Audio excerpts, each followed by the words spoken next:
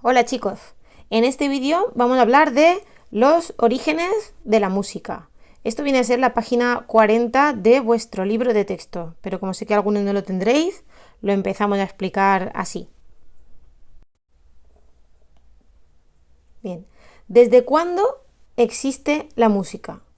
La música es inherente al ser humano, que quiere decir que surge a la misma vez que surge la humanidad, es decir, desde que hay vida humana, vida social, hay música, ¿vale?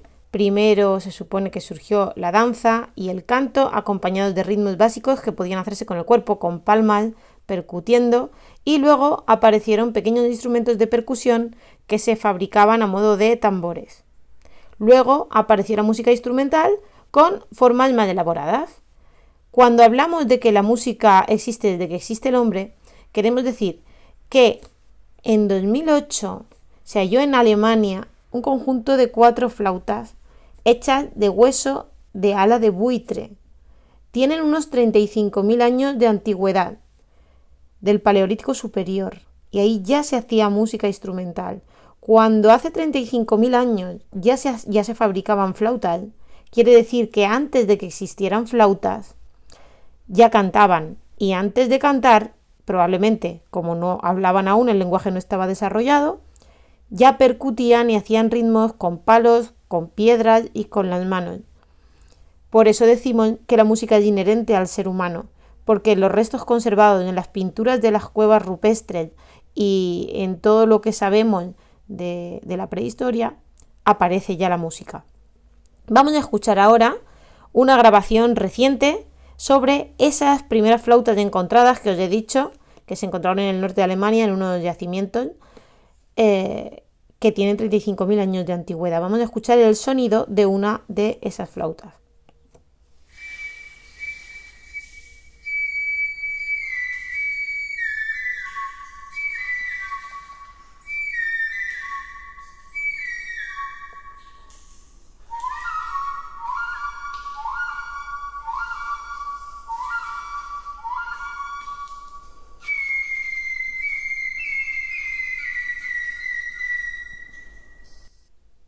Bien, como habéis podido escuchar, hay más de un sonido, cosa que ya podemos intuir porque hay más de un agujero hecho a una altura similar que se puede observar a simple vista.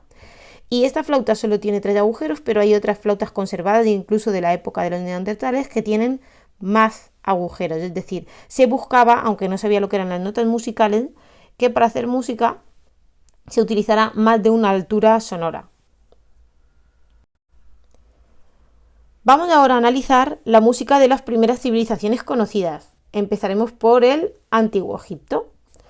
De la música del Antiguo Egipto no hemos conservado nada en forma de partitura porque era una música de transmisión oral. Quiere decirse que la música se interpretaba en el momento, pero no había ningún sistema para escribir esa música que hacían. La música se aprendía de memoria y se practicaba, pero no se escribía. Sabemos que hacían música, como siempre, por las pinturas de la época, que sabéis que en la época de Egipto absolutamente se pintaba en todos los lugares, tanto en templos como en las casas. Por lo tanto, hay muchísima iconografía que nos muestra tanto sus instrumentos musicales como la práctica musical. La práctica musical en los comienzos de la civilización egipcia se pensaba que fue creada por el dios Tot y que Osiris, ya sabéis que eran politeístas, es decir, que creían en varios dioses. Tot era un dios y Osiris el otro. Se supone que Osiris la utilizaba para civilizar el mundo, es decir, que le daban una importancia a la música bastante grande. Se sabe también que la utilizaban en los ritos religiosos, que hacían muchísimo. Ya hemos dicho que eran politeístas, por lo tanto tenían muchos templos dedicados a los diferentes dioses, a los que pedían pues comida o pedían que se acabara la sequía o una enfermedad, para cualquier cosa pedían a los dioses y siempre utilizaban la música. Por los textos que quedan y por lo que se sabe actualmente, se piensa que era una música monódica, es decir, que no había más de una melodía al mismo tiempo diferente, que tenía un acompañamiento instrumental, muy simple, eso sí, y por el análisis de los instrumentos que se conservan, se piensa que era una música o bien pentatónica o bien heptatónica, es decir, que tenía o 5 o 7 sonidos, no como nuestras escalas actuales que tienen 8 sonidos. El jeroglífico que se utiliza para escribir la música, ya sabes que el jeroglífico era la forma en que los egipcios escribían, hacían pequeños dibujos y así representaban textos. Pues el mismo dibujo que se utiliza para escribir la palabra música es el que empleaban para escribir bienestar o alegría. Eso ya nos da una imagen de lo que significaba la música para los egipcios. Hoy en día hay una rama de los egipcios cristianos llamada los coptos que siguen empleando cantos de tradición oral en sus ritos cristianos y que ya existían en el antiguo Egipto. Y podría ser, esa música actual podría ser lo más parecido a lo que hoy es la música, a lo que fue en su día la música egipcia. Porque ya hemos dicho que no hemos conservado ninguna partitura y que no se sabe exactamente cómo sonaba. Los instrumentos conservados del antiguo Egipto, que se han rescatado sobre todo de tumbas que no fueron saqueadas por los saqueadores de tumbas antes de que llegaran los arqueólogos y pudieran conservarlas en algunos museos, son estos de aquí y otros muchos, pero he puesto los más representativos. Habían arpas había varias, como veis, con unas tallas muy ricas. Esta que he seleccionado es una arpa, creo que esta era la que se encontró en la tumba de Tutankamón. Tenía un faraón aquí pintado y este tocado de aquí significa que pertenecía a la realeza. O sea que la música era algo que hacían también los faraones, que ellos mismos interpretaban, no solamente contrataban músicos, y los músicos tenían un estatus importante. Algunos de ellos se enterraban junto con los emperadores en las tumbas. Esto es una lira egipcia, muy rudimentaria, como podéis ver, pero bueno, bastante lograda, con diferentes cuerdas, esto en cuanto a instrumentos de cuerda. Y esto era un antiguo laúd, no se llamaba exactamente así, pero como he encontrado demasiadas denominaciones diferentes, pues he puesto laúd, pero no se llamaba laúd, obviamente. Era un instrumento que ya tenía mástil, que tenía una caja de resonancia y era el antecesor del actual laúd o bandurria o lo que sea. Estas eran dos trompetas encontradas de la época egipcia, que era un tubo metálico simple, como podéis ver, y tenían diferentes largarias, es decir, en vez del sistema actual de pistones, las trompetas tenían diferente longitud y así se conseguían diferentes tonalidades. Esto es un biaulos, que es uno de los instrumentos más representativos de la música egipcia. El biaulos se tocaba a la vez, es decir, eran dos flautas. Según los grabados, no estaban unidas, el intérprete se las ponía en la boca las dos a la vez y tocaba con las dos flautas al mismo tiempo. Una especie de flauta doble. Esto es un sistro, que es como si fuese un sonajero. Si os dais cuenta, tenía unos pequeños platos insertados aquí en medio y cuando se agitaba, pues hacía un sonido parecido a la cabasa de la percusión actual. Llegamos a la siguiente civilización, que sería la antigua Grecia. Para la antigua Grecia, la música era una materia primordial, es decir, en sus programas de educación, que eran muy ambiciosos, aparecía junto con la poesía y con la danza, y era una de las materias obligadas y de las más importantes. Además, estaban convencidos de que la música estaba presente en el universo, creían en la música que ellos llamaban de las esferas y creían que se regía por las mismas leyes que regían los movimientos de los planetas. Además, se pensaba que la música influía sobre el ánimo de las personas. Los inicios de la musicoterapia actual se sitúan ya en la antigua Grecia. En la antigua Grecia, la música tuvo un carácter improvisado. Eso quiere decir que no se tocaba siempre igual, se escogían melodías tradicionales que por supuesto hoy no sabemos las que son, porque no sabemos cómo sonaba la música egipcia, pero ellos utilizaban unas melodías base que todo el mundo conocía e improvisaban, hacían pequeñas variaciones sobre esas melodías. Es la verdadera precursora de la música occidental y ahora veremos por qué. Tenía 6 modos musicales, de los que surgieron nuestras actuales escalas, las escalas mayores y las escalas menores. Por eso decimos que era la auténtica precursora de nuestra música actual. Su música era homofónica, quiere decir que al igual que en la música egipcia, cuando cantaba un coro, que en la antigua Grecia era una formación muy común, cuando cantaba un coro cantaban siempre al unísono, es decir, hacían siempre la misma voz. Se utilizaba en todo tipo de ceremonias, tanto religiosas como oficiales, aparte de, por supuesto, como siempre se ha utilizado la música en las casas, en las familias, pero eso era la música, digamos, tradicional, pero la música oficial se utilizaba absolutamente en todos los actos públicos. Se empezó a transcribir en el siglo IV a.C., quiere decir que ya se intentaba escribir la música, pero solo los pasajes que eran muy difíciles, o como en el ejemplo que vamos a ver luego del epitafio de Seikilos, en casos muy particulares. La mayoría de música hemos dicho que era improvisada y por lo tanto no se escribía, se interpretaba en el momento. Por eso hay realmente muy pocas obras conservadas, porque la mayoría estaban pensadas para ser improvisadas en el momento, para la ocasión, y no pasaban a la posteridad. Ya hemos dicho que era una materia primordial para los griegos, y ahora vamos a escuchar el epitafio de Seikilos. Un epitafio es algo que se coloca sobre la tumba de un difunto. El epitafio de Seikilos es una especie de piedra que se ha conservado y es la composición musical completa más antigua que se conserva en la actualidad. Está completa en una especie de piedra donde se talló con símbolos la música y se ha descifrado y se sabe qué notas o qué alturas sonoras pretendían que se transcribieran con eso. Y suena así.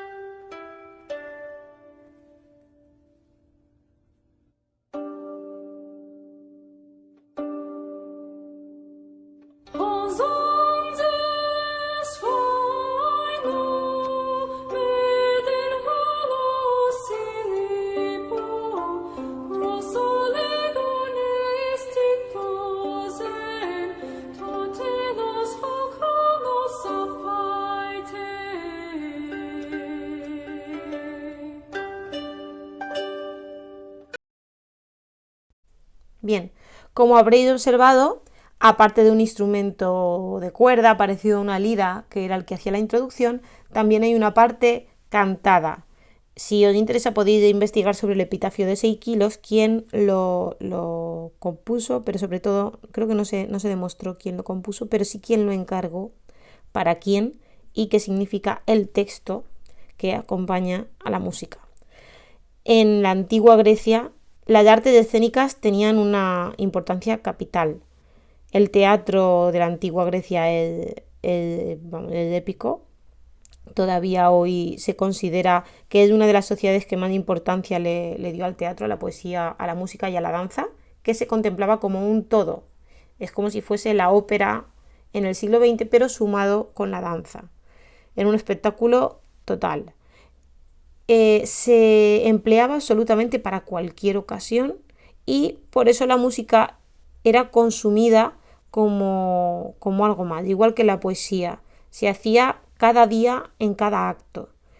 Por eso quizás también no se preocupaban de escribirla, porque hacían tanta que no habría sido práctico escribir absolutamente todo. Vamos a seguir investigando sobre los instrumentos de la antigua Grecia. Bueno, los instrumentos de la antigua Grecia en algunos casos son muy parecidos a los instrumentos que ya existían en Egipto. Por ejemplo, podemos contemplar por los grabados de Grecia que se seguían empleando los aulos, es decir, esas flautas dobles que se tocaban al mismo tiempo. Se empleaban muchos instrumentos de cuerda. Esto en una pandora, que en algunos grabados se conoce como cítara, aunque se supone que la cítara era un poquito más pequeña y la que sí que se empleaba solamente para tocar en casa era la lira. Eran pequeños instrumentos de cuerda pulsada. Si os dais cuenta, la pandora es muy parecida a ese laúd, especie de laúd egipcio que hemos visto anteriormente. Había muchos instrumentos de percusión, este es un ejemplo de ellos, la crótala, que son el antecesor de los actuales crótalos de la orquesta, que eran como dos platillos metálicos que se chocaban unos contra otros. Y esto es un syrinx. El syrinx era una especie de flauta de pan que se supone que tocó, la mitología griega sabéis que es muy rica en leyendas y en historias, y se dice que Marsyas tocó el syrinx, pero perdió contra Apolo, que fue el dios de la música, y le hicieron despellejar. Es una historia muy bonita, la de Marsyas y la música.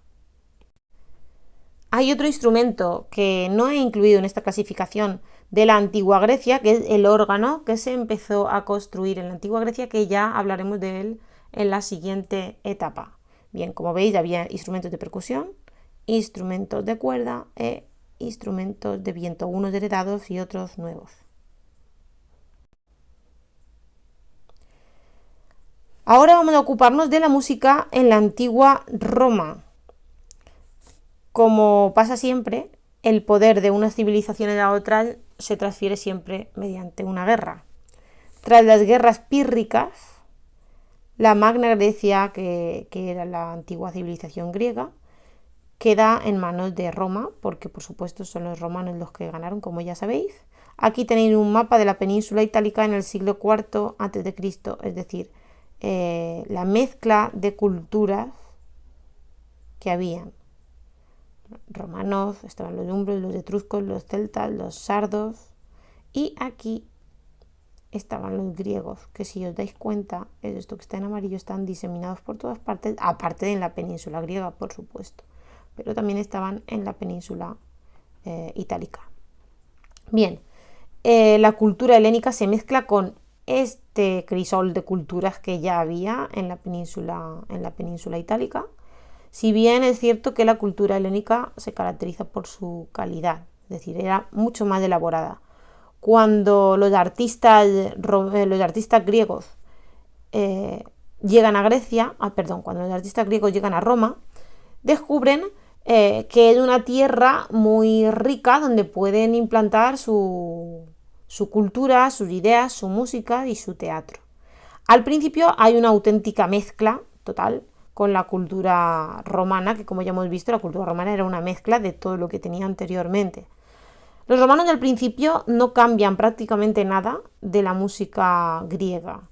Parten de sus formas musicales y de las sonoridades heredadas, es decir, de sus escalas, de sus 6 modos griegos, y no hay demasiados cambios.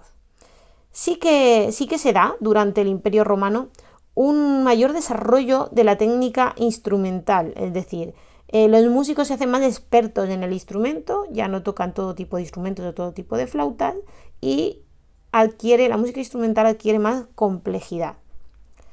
Pero todo esto cambia a partir del siglo IV a.C., en que Teodosio declara que el cristianismo es la religión oficial del Imperio Romano, que cada vez después de las guerras púnicas crece muchísimo.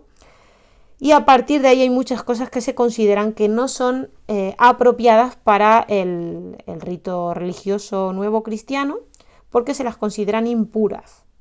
Tanto la danza como las mujeres desaparecen de la música en los actos religiosos y oficiales.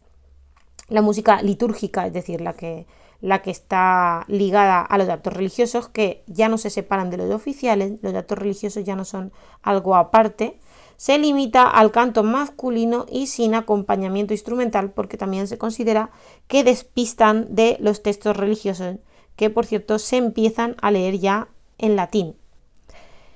Esto supone un cambio en el paradigma musical muy grande. Al haber una necesidad de control sobre una religión que nace, que es del cristianismo, y que necesita unificar todo el imperio romano, la música ya no es libre, la música tiene una misión concreta que es la palabra sagrada. Los textos siempre van a ser en latín, les da igual que la parte del imperio romano conquistado sea Cartago, como si es Grecia, como si es Roma. Aunque la gente no entienda el latín, los actos oficiales religiosos son en latín. Y la música solamente sirve para transmitir la palabra sagrada. Por eso los instrumentos se entiende que despistan o eso, no ofrecen nada al texto, que es lo realmente importante. La mujer desaparece totalmente porque se la considera, ya sabéis, después de la lectura del Antiguo Testamento, a la mujer se la considera pecaminosa ya por naturaleza, como Eva. Entonces no puede participar en la música. Bueno, y prácticamente en nada. Después de la decisión de Teodosio, los músicos comienzan, que eso se extenderá en la Edad Media, a buscarse la forma de hacer algo musicalmente rico con tanta limitación. Pero evidentemente la música sufre en ese momento un empobrecimiento, igual que todas las artes escénicas. El teatro queda prácticamente prohibido si no es para escenificaciones religiosas, pero esto es la música oficial. La música tradicional, música popular, lo que luego serán los juglares y en la Edad Media, siempre ha existido. La música en las calles la gente la seguía haciendo y ahí sí seguía perviviendo las formas musicales helénicas. De hecho, hemos dicho que la antigua Grecia conforma la música de la actualidad. Quiere decir que no llegó a perderse totalmente, pero sí sufrió un cambio muy grande a partir del siglo IV a.C. Vamos ahora a ver los instrumentos de la antigua Roma. En gran parte son herederos de los instrumentos del antiguo Egipto y de los instrumentos de la antigua Grecia.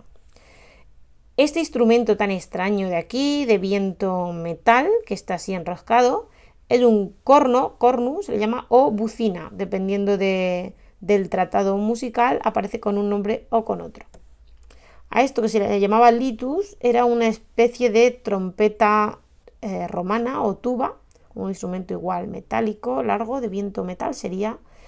Ahí se siguen heredando todos los instrumentos de cuerda de la época griega, es decir, siguen existiendo esa especie de laúdes y de liras, aunque ya hemos dicho que como hay un empobrecimiento de la música, muchos de ellos no se siguieron utilizando. Sí que hay un instrumento que sufre un gran cambio y que gana muchísimo terreno, que es el hidráulis. El hidráulis u órgano hidráulico se inventa en la época griega, no en la época romana. Tiene un sistema muy ingenioso que combina los fuelles de aire con algunos depósitos de agua para poder funcionar. No se sabe exactamente cuál era el dispositivo porque no han quedado planos de cómo se construía el hidráulis, pero se sabe que era algo así. El hidráulis, que era el órgano que empezó en la época griega, sí tiene un gran desarrollo en la época romana. Esto es un mosaico de la época romana, donde vemos que aparecen los cornos, donde aparece también un litus y donde aparece un órgano hidráulico.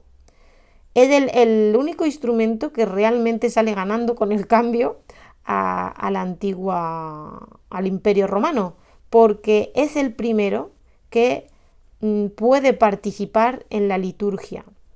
El primer instrumento al que dejan utilizar para acompañar los cantos en la iglesia. No debemos olvidar que el órgano en esta época, un órgano hidráulico tan pequeñito, debía tener un sonido, suponemos, muy suave, nada en comparación con los órganos actuales que ocupan la fachada entera de una iglesia. Es decir, era un instrumento que sonaba muy delicado y que empastaba muy bien, por ser un instrumento de viento, con la voz humana. Hacía una especie de fondo, de murmullo trasero que ayudaba a entonar, pero no tapaba demasiado como si podían tapar, por ejemplo, todos los instrumentos de viento metal. Seguramente cuando los tocaban tapaban completamente las voces que estaban cantando y por lo tanto, también el texto. Bueno, esto ha sido lo más importante de los orígenes de la música occidental, que como veis hunde sus raíces en la música egipcia.